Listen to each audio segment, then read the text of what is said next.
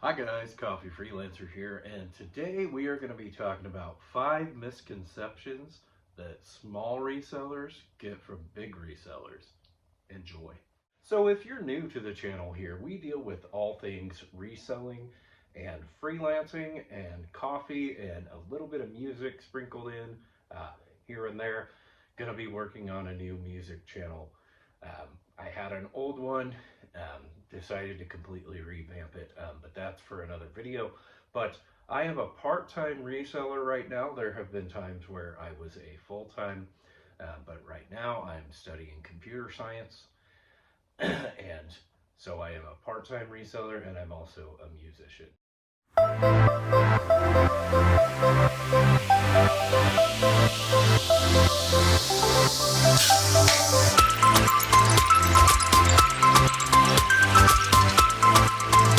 So today's coffee of choice is Kroger's 100% Colombian Keurig pod. And it is the coffee that I'm drinking right now as we speak. And this is wonderful for a budget. Wonderful if you're just trying to keep stuff around in case you run out of the other stuff. Highly recommend it. It's pretty decent just for your standard Keurig pods. No, not sponsored. So I just want to say right from the get-go, I'm not trying to bash big resellers or call any particular resellers out or anything like that. There's plenty that are actually really good about getting rid of these misconceptions and that are very helpful to people. But this is mostly geared towards newer resellers that are just getting into it, or people that have been doing it for a while that are trying to improve and they have some misconceptions. So that's what this video is doing. And number one, you need to niche down, is what you hear. And that can certainly be good if you have the ability to source a lot in that particular niche. But for many, many folks, that is not the case. We just do not have the ability to do that. And I'm not saying that there's not ways to source if you don't live in a larger city, because there is. You can source online. But a lot of these big resellers are coming from the perspective that you might have lots of disposable income to purchase online. And you know, when you're first starting out, or even if you've been doing it for a while, you may only have like a certain amount of money that you can actually use to source and purchase items, whether it's online or in the brick and mortar store. So they come from this perspective that you have all this disposable money, and and so everything that applies to that situation doesn't apply to somebody that might have $100 to to source some of those items. So a good rule of thumb is like, it could be good to do what I do, which is just like niching down to like 4 or 5 categories, because they're categories that I know a lot about, and I also know where to get items in that category. So you can get more organized by taking 4 or 5 categories and just specializing in those, and still have plenty to source at all times.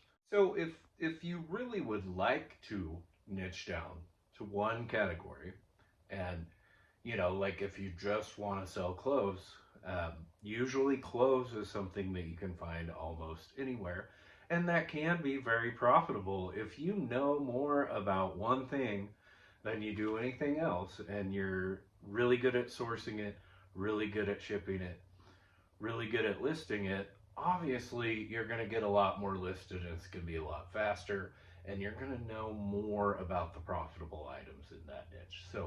So I'm not saying that it can't work for you to niche down. I'm just saying that doesn't work for a lot of people. You need to niche down to a few categories, or just be an everything seller and learn a little bit about a lot of things. So number 2 is that you need to look for high dollar flips only.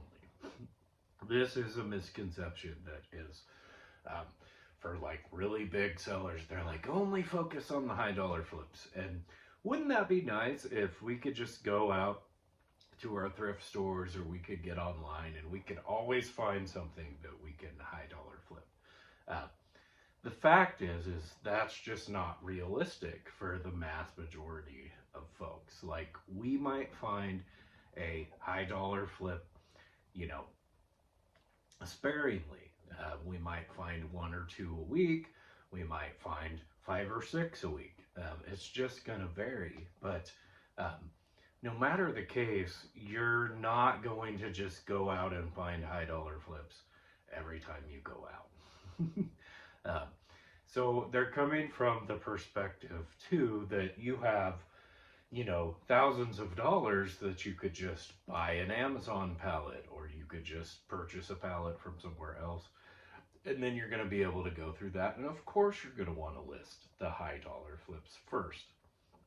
But that is just not the reality for most people. Most people have to keep it scaled down and start small. And then even when you get to the point where you can start buying like big boxes, or loads of items bought like wholesale, um, you're still not going to be able to do that all the time. Many have tried to do that a lot of the time, and they ended up going bankrupt, or they ended up losing a bunch of money and having to close down their stores. So start small and slowly build, and slow and steady wins the race. So don't expect to find only the high dollar flips. Just start small. So multiple middle profit to small profit items work better, and it's more realistic. So just develop a system that works for you, and it really is not going to waste a lot of time like it's portrayed by the big resellers. There's people out there that are acting like if you spend a lot of time flipping medium to small profit items, you're going to be wasting so much time. It's just really not true. You can go in to a thrift store or online, or however you decide to source, and you're going to find multiple items within 20 to 30 minutes. It's not a ton of time. But people act like, oh, every single second you're wasting time. And it's just not true. Just know what you're looking for. Number three, and this is also a big one, is making false claims about how much they make. um, there are so many people on YouTube and other places that make these big false claims about how much they make, and really they're trying to get clicks, they're trying to get views. Um, there's people that will like film a gigantic stack of shoes in the background, or they'll film a big stack of things in the background, and and it'll give you the impression that like they have this massive inventory and that they're selling thousands of dollars of things. And the reality is they're making more on YouTube than they actually are selling things. And we're clicking, and they're getting the clicks, and they're getting the YouTube money. And there's nothing, inherently wrong with like trying to get people to watch your YouTube channel. It's just don't be misled. So, how much you make, like, it's pretty self-explanatory. Like, they don't show how much is deducted due to fees, purchase price, shipping costs, and then shipping supplies on top of that. And then, of course, if you're doing eBay, there's eBay fees. So, we have a lot of alternatives nowadays. Like, you can make your own store online or on Facebook. You can do Whatnot. Whatnot is excellent. I have not done Whatnot yet, but I am definitely on the verge of starting that. So there's lots of options, but people will be like, oh, I made $100,000 this year. And they're not showing that like maybe half of that is deducted because, of purchase price and shipping supplies and fees and things like that. So maybe they only made 50,000 that year, or even less, depending on what their profit margins are.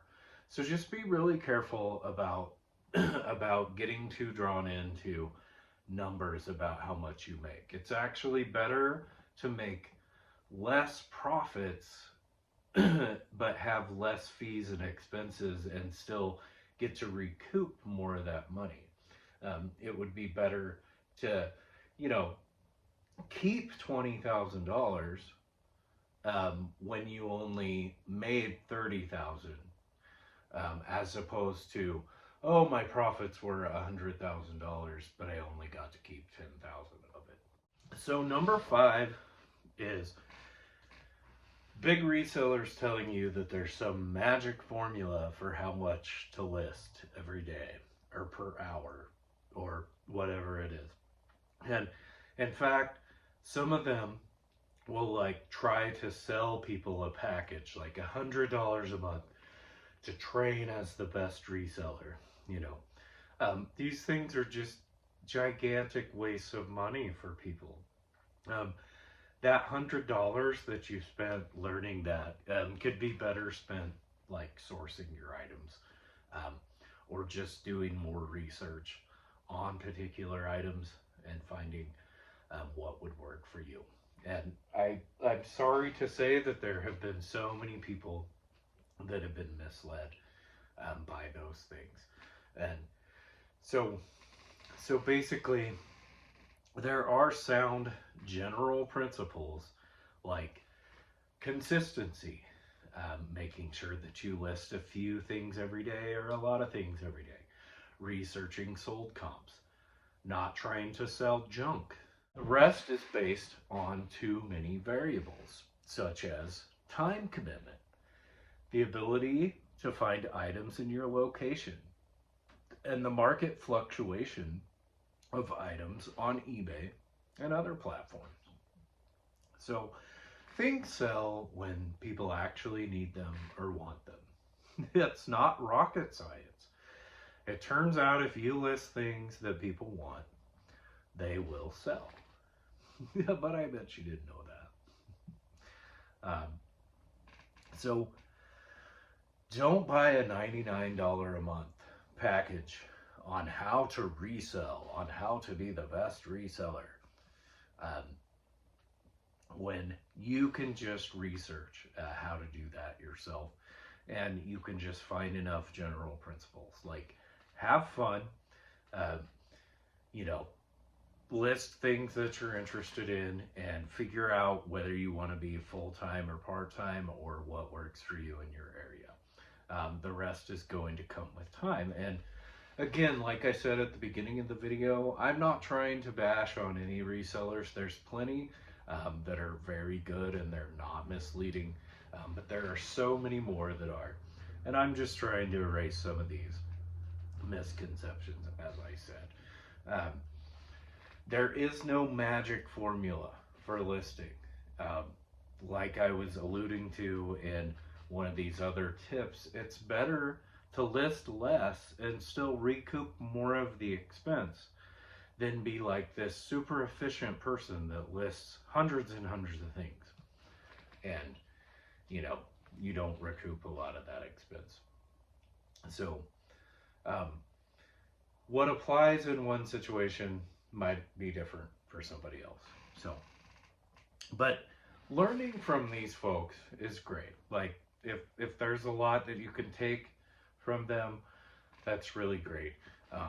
But ultimately, just beware. A lot of them are just trying to get clicks and get you to buy their packages.